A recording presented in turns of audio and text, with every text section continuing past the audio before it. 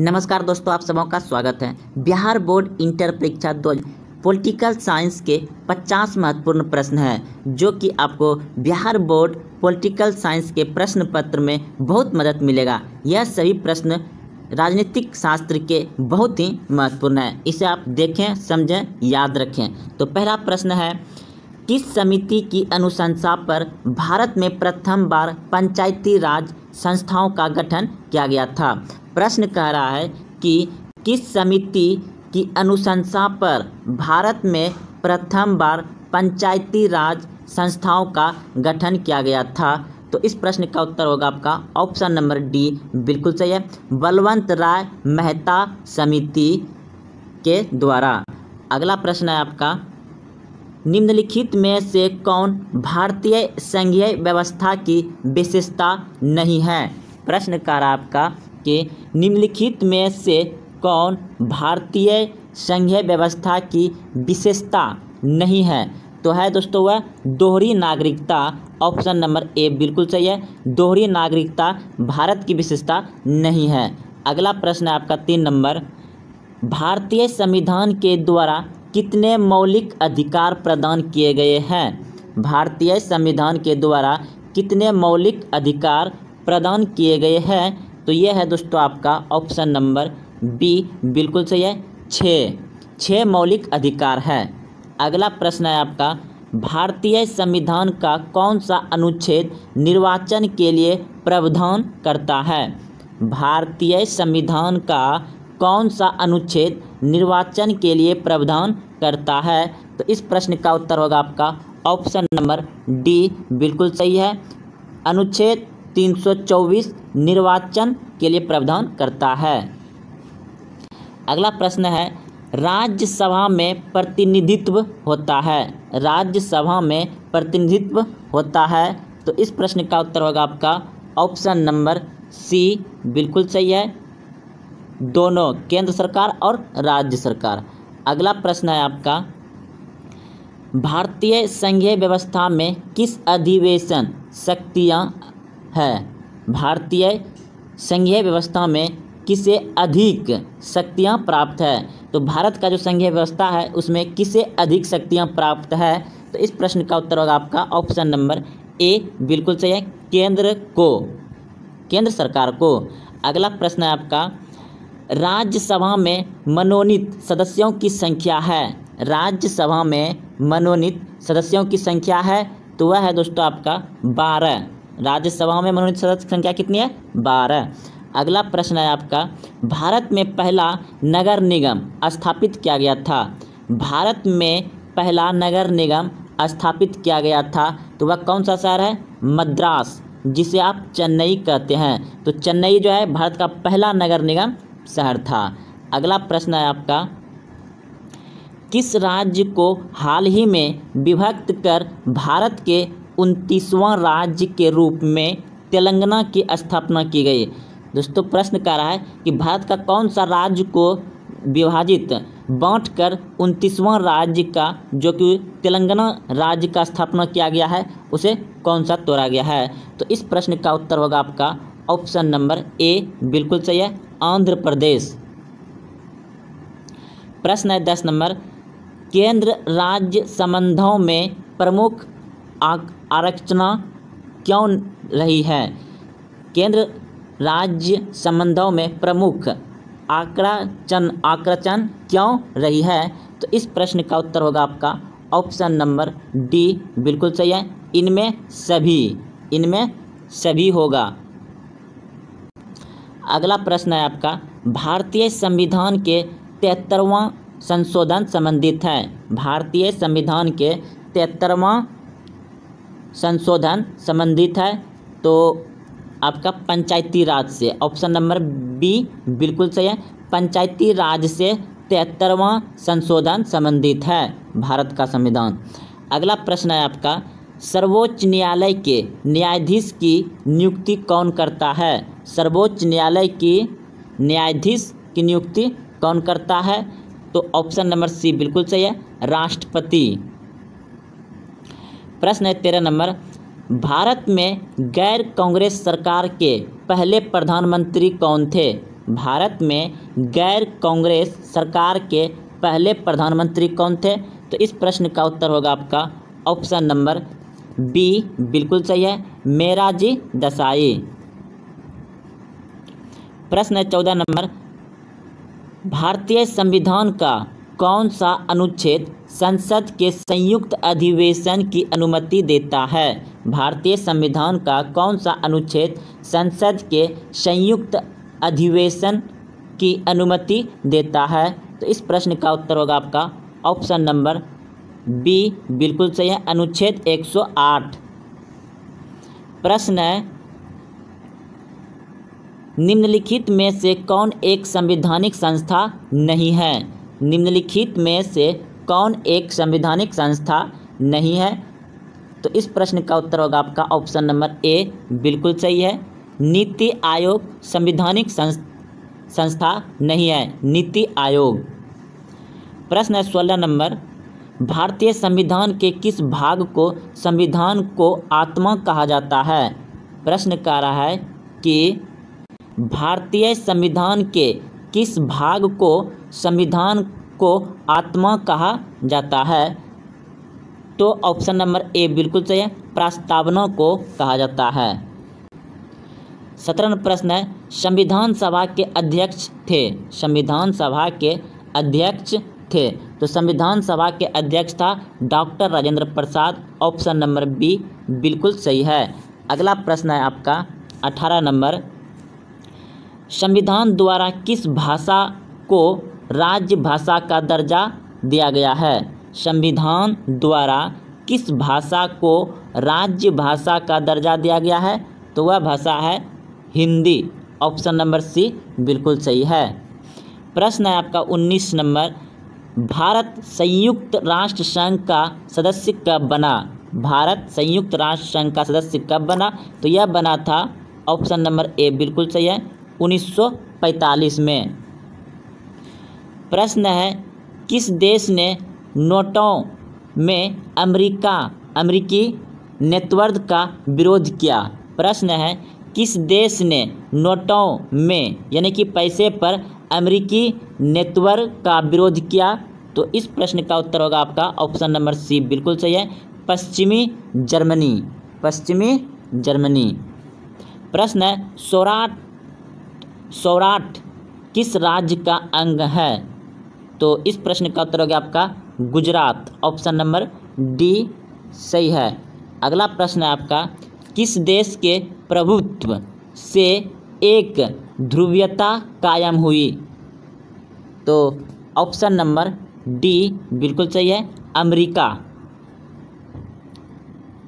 प्रश्न है, दशक सार्क में कितने सदस्य हैं? तो इस प्रश्न का उत्तर होगा 8 देश हैं सार्क सदस्य। प्रश्न है, सुरक्षा परिषद में अस्थायी सदस्यों की संख्या कितनी है? सुरक्षा परिषद में अस्थायी सदस्यों की संख्या कितनी है?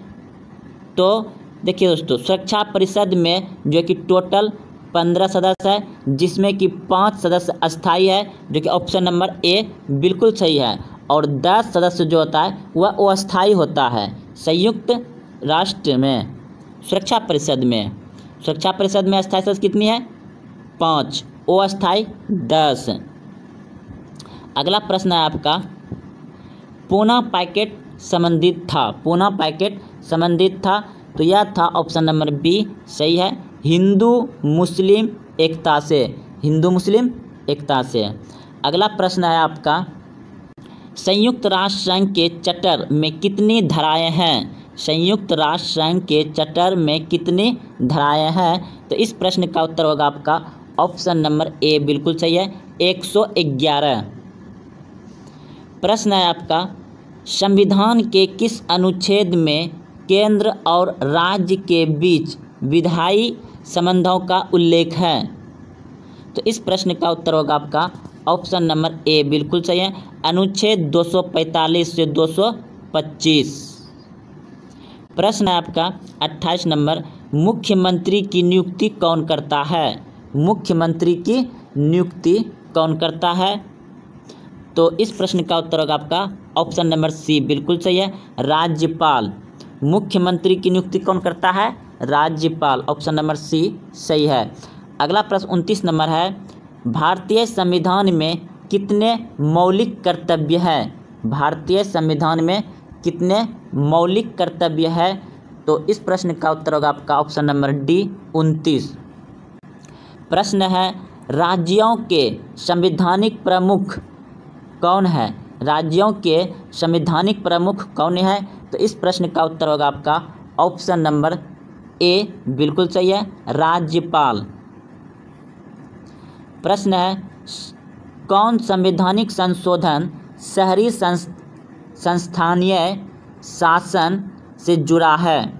कौन संवैधानिक संशोधन शहरी स्थानीय शासन से जुड़ा है? तो इस प्रश्न का उत्तर होगा आपका ऑप्शन नंबर बी बिल्कुल सही है, 74वां संविधान जो है क्या है? संशोधन शहरी स्थानीय शासन से जुड़ा है। ऑप्शन नंबर बी सही है।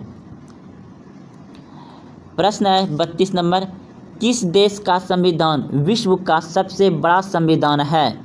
किस देश का संविधान विश्व का सबसे बड़ा देश है? तो वह है भारत देश। लिखित संविधान में सबसे बड़ा है भारत देश। अगला प्रश्न है आपका 33 नंबर, किस वर्ष श्रीमती इंदिरा गांधी ने आपातकाल की घोषणा की थी? तो इस प्रश्न का उत्तर होगा ऑप्शन ए बिल्कुल सही है, 1975 में। प्रश्न है 34 नंबर, भारतीय संविधान के किस भाग में राज्य के नीति निर्देशक तत्व निहित है? तो इस प्रश्न का उत्तर होगा आपका ऑप्शन नंबर सी बिल्कुल सही है, भाग 4। प्रश्न है 35 नंबर, बजट का संबंध किस पक्ष के साथ है? बजट का संबंध किस पक्ष के साथ है? तो इस प्रश्न का उत्तर होगा आपका ऑप्शन नंबर सी बिल्कुल सही है, आय और व्यय से बजट का संबंधित है। अगला प्रश्न है आपका 36 नंबर, भारत में वित्त आयोग का कार्यकाल कितना है? भारत में वित्त आयोग का कार्यकाल कितना है? तो इस प्रश्न का उत्तर होगा आपका ऑप्शन नंबर ए बिल्कुल सही है, 5 वर्ष। प्रश्न है, बिहार विधान परिषद के सदस्यों का कार्यकाल क्या है? बिहार विधान परिषद के सदस्यों का कार्यकाल क्या है? तो इस प्रश्न का उत्तर होगा आपका ऑप्शन नंबर ए बिल्कुल सही है, 6 वर्ष। प्रश्न है, किस भारतीय राज्य का अपना संविधान है? किस भारतीय राज्य का अपना संविधान है? तो Jammu Kashmir. Option number D सही है। प्रश्न है आपका, मुस्लिम लीग की स्थापना कब हुई थी? मुस्लिम लीग की स्थापना कब हुई थी? तो 1906 ईस्वी में। प्रश्न है, 1985 में किस राजनीतिक दल की स्थापना हुई थी? तो इस प्रश्न का उत्तर होगा आपका ऑप्शन नंबर ए बिल्कुल सही है। लेकिन दोस्तों 1985 नहीं, 1885 में किस राजनीतिक दल की स्थापना हुई थी? तो वह होगा भारतीय राष्ट्रीय कांग्रेस, या 1888 होगा। अगला प्रश्न है आपका, भारत में हरित क्रांति के जनक कौन है? भारत में हरित क्रांति के जनक कौन है? तो एम एस स्वामीनाथन भारत में हरित क्रांति का जनक है। और हरित क्रांति जो है गेहूं उत्पादन से जुड़ा है। उस साल बहुत मात्रा में गेहूं का उत्पादन हुआ था, इसलिए उसे हरित क्रांति के नाम दिया गया। भारत की पहली महिला राष्ट्रपति कौन थी? भारत की पहली महिला राष्ट्रपति कौन थी? तो वह है दोस्तों श्रीमती प्रतिभा सिंह पाटिल। श्रीमती प्रतिभा सिंह पाटिल, यानी प्रतिभा पाटिल ये भारत का पहला महिला है जो कि राष्ट्रपति बना था। अगला प्रश्न है आपका, केंद्र में जनता पार्टी किस वर्ष सत्ता में आई? केंद्र में जनता पार्टी किस वर्ष सत्ता में आई? तो इस प्रश्न का उत्तर होगा आपका ऑप्शन नंबर बी बिल्कुल सही है, 1977 में। 44 नंबर प्रश्न है, 2015 के बिहार विधानसभा चुनाव में किस राजनीतिक दल ने प्रथम स्थान प्राप्त किया? तो इस प्रश्न का उत्तर होगा राजद। राजद ने 2015 में प्रथम स्थान प्राप्त किया था। प्रश्न है 45 नंबर, 18वां सार्क सम्मेलन कहाँ हुआ था? 18वां सार्क सम्मेलन कहाँ हुआ था? तो इस प्रश्न का उत्तर होगा आपका ऑप्शन नंबर बी, बिल्कुल सही है, काठमांडू में। प्रश्न है CTBT प्रस्ताव संयुक्त राष्ट्र संघ द्वारा कब स्वीकार किया गया?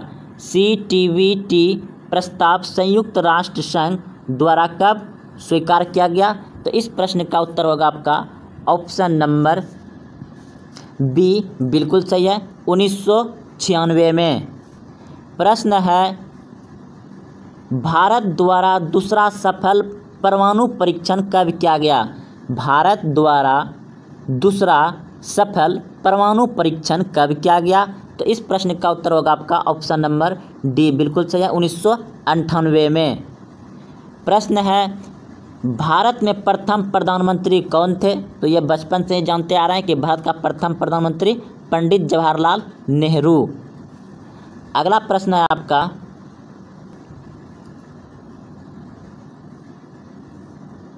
संयुक्त राष्ट्र संघ के प्रथम एशियाई महासचिव कौन थे? संयुक्त राष्ट्र संघ के प्रथम एशियाई महासचिव कौन थे? तो इस प्रश्न का उत्तर होगा आपका ऑप्शन नंबर बी, बिल्कुल सही है। प्रश्न है ग्राम कचहरी का प्रधान कौन होता है? ग्राम कचहरी का प्रधान कौन होता है? तो इस प्रश्न का उत्तर होगा आपका ऑप्शन नंबर ए, बिल्कुल सही है, सरपंच। ग्राम कचहरी का प्रधान कौन होता है? सरपंच। ऑप्शन नंबर ए, बिल्कुल सही है। तो दोस्तों यह पॉलिटिकल साइंस राजनीतिक शास्त्र के 50 ऑब्जेक्टिव महत्वपूर्ण थे। इसे आप जरूर एक दो बार देख करके क्वेश्चन को याद कर लें ताकि आपको बिहार बोर्ड में अंक अधिक प्राप्त करने में मदद मिले। जय हिंद, जय भारत। अगले वीडियो के लिए इंतज़ार करिए।